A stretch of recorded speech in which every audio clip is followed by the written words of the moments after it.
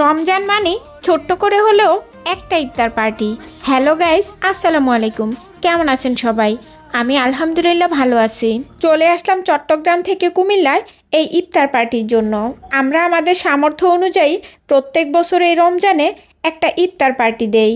আজকে আমাদের আয়োজনটা হচ্ছে 450 থেকে 500 লোকের জন্য।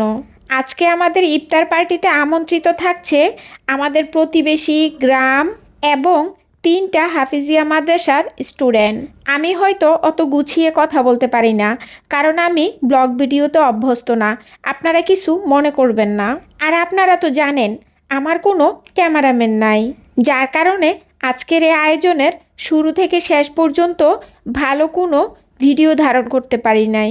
আমি আমার কাজের ফাঁকে যতটুকু পারছি ততটুকুই আপনাদের সাথে শেয়ার করছি, কারণ আজকের দিনে আমি এবং আমার হাজব্যান্ডের ব্যস্ততার পরিমাণ ছিল অনেক বেশি।